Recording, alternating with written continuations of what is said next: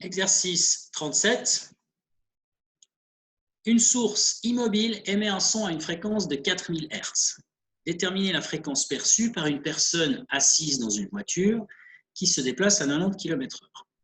Une fois en se rapprochant de la source, une fois en s'éloignant de la source.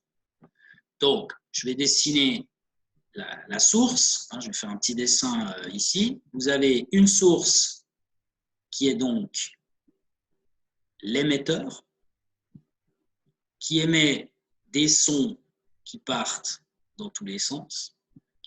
Et puis, donc, vous avez, que je vais faire en rouge, ici, vous avez la voiture. Je vais la dessiner ici, en fait. Voilà, la voiture. La voiture qui est donc le récepteur et qui se déplace en direction de l'émetteur. Donc, ça, c'est la situation quand elle se rapproche de la source. Donc, c'est le A, en fait. C'est la question A, en se rapprochant de la source. Et puis, ensuite, la voiture, elle passe là, elle passe à côté, et puis après, elle est en train de s'en éloigner. C'est toujours le récepteur. Et puis, donc, là, elle s'éloigne, ici. S'éloigne. Donc, ça, c'est la question B, que vous avez ici, s'éloignant de la source. Donc, on a un émetteur qui est immobile, parce que c'est la source immobile. Ici, ça ne bouge pas. Et puis, une fois, on a un récepteur qui se rapproche et une fois, le récepteur qui s'éloigne. Tout ça à la vitesse de 90 km/h. Faire attention, ce n'est pas un piège, mais disons, c'est marqué une personne assise dans une voiture. Donc, si elle est assise, on a tendance à penser qu'elle est immobile. Mais comme la voiture se déplace à 90 km/h, elle n'est pas immobile, cette personne. Alors, première considération, ce que je viens de vous dire. Donc, l'émetteur. Attendez, en fait, je vais faire plutôt comme ça. Voilà, je vais plutôt garder tous ces trucs. Je vais effacer ça, voilà. Alors, vous avez ici l'émetteur qui est en vert. Je vais faire ça en vert, voilà. Hop. L'émetteur, c'est la source immobile. C'est ce que j'ai dit ici. Donc, sa vitesse, elle est égale à 0, la vitesse de l'émetteur. Ce que j'ai dessiné ici en vert, c'est en fait, j'aurais dû le faire en bleu. D'ailleurs, je vais le faire en bleu. C'est la vitesse de propagation de l'onde. Donc, il ne s'agit pas de la vitesse de l'émetteur, mais c'est la vitesse d'une onde, de l'onde sonore, en fait. Ça, c'est le son. Voilà. Alors, ensuite, on a un récepteur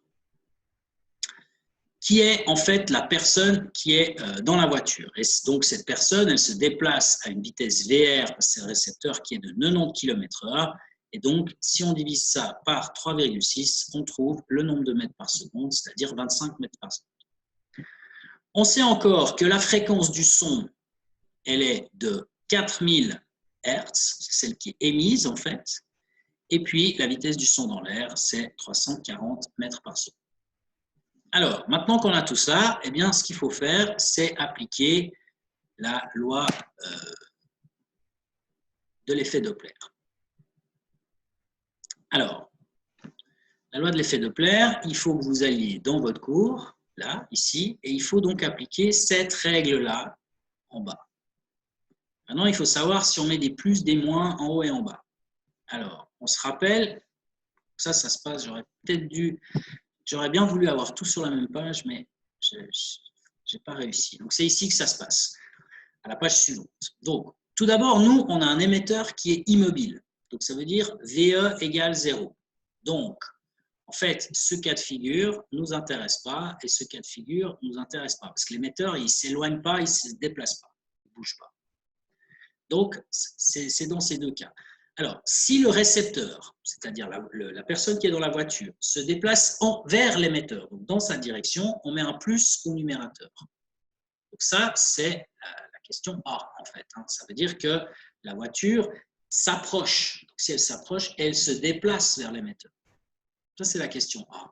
Et puis maintenant, l'autre, si le récepteur s'éloigne, et bien ça, s'il s'éloigne, le récepteur, c'est une fois qu'il est passé devant la personne, et ben il s'en éloigne. Il continue d'avancer, Et donc, il s'en éloigne. On mettra un moins au numérateur. Ça, ce sera pour la question B.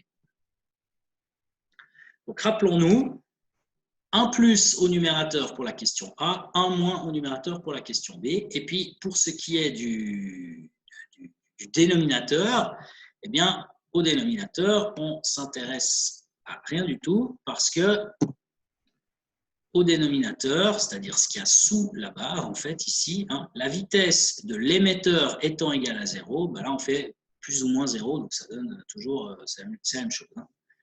Alors, tout ça, tout ce que je viens de dire, je l'ai expliqué là, en fait, dans le corrigé. La voiture se rapproche de la source, donc elle va en direction de la source. C'est la situation dans laquelle le récepteur se déplace vers l'émetteur. On met donc un plus au numérateur, comme je vous l'ai dit. Donc la formule devient vitesse du son plus, hein, c'est ce plus-là qui est en numérateur, VR, sur vitesse du son plus ou moins. Et là, on doit mettre la vitesse de l'émetteur, mais la vitesse de l'émetteur est nulle, en fait, hein, puisque l'émetteur est immobile. Alors, au final, ça donne cette formule-là.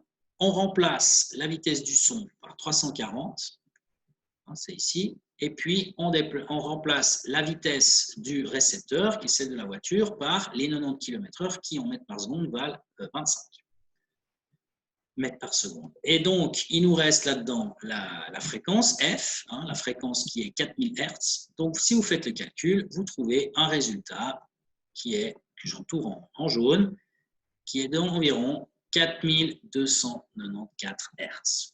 Donc, vous voyez qu'en fait, ici, la fréquence F', elle est plus grande que la fréquence réelle lorsque la voiture s'approche.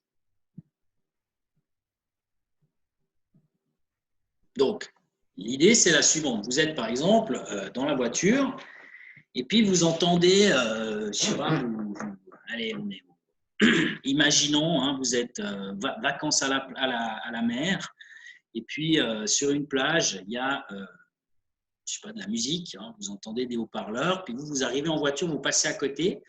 Ben, quand vous êtes en approche de cette fête, vous allez entendre le son avec une fréquence plus élevée, c'est ce qu'on a ici, là, hein, c'est ce qu'on vient de calculer, une fréquence plus grande. Vous entendez la musique un peu plus haute finalement que ce qu'elle est en réalité. Puis quand vous passez devant, ben, tout d'un coup, la musique, vous l'entendez plus basse. C'est ce qu'on va voir tout de suite, hein, on l'entend plus basse. Ça, c'est le calcul de la partie B.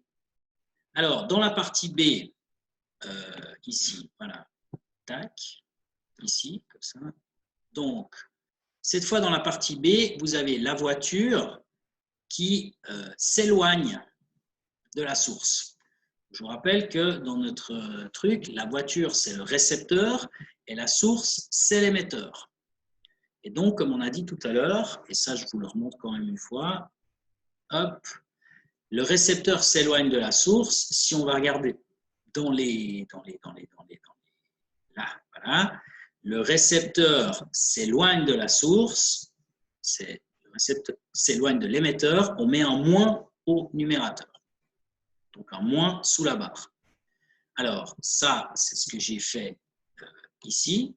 Donc on met un moins au numérateur. Ce moins, vous le retrouvez ici. J'ai dit sous la barre, mais c'est sur la barre. Le numérateur, c'est en haut. Hein. Excusez-moi, je me suis trompé. Donc, vous avez la vitesse du son, moins, cette fois, la vitesse du récepteur, divisé par la vitesse du son, plus ou moins la vitesse de l'émetteur. Mais l'émetteur est immobile, donc sa vitesse est nulle. Il reste cette formule-là. Donc, c'est exactement comme tout à l'heure. On a ici la vitesse du son, 340 mètres par seconde. On a la vitesse du récepteur qui est de 90 km/h, c'est-à-dire 25 mètres par seconde. Le tout multiplié par la fréquence émise, 4000 Hz, on va trouver une fréquence finale, F', celle qui est perçue dans la voiture, comme étant 3706. Donc cette fois, vous voyez une fréquence qui est plus petite que la fréquence de base lorsqu'on s'éloigne. Donc, si la fréquence est plus petite, ça veut dire que le son est plus grave, plus bas. Donc, toujours avec notre exemple de la musique hein, sur la plage, ben, vous entendez par exemple la musique haute.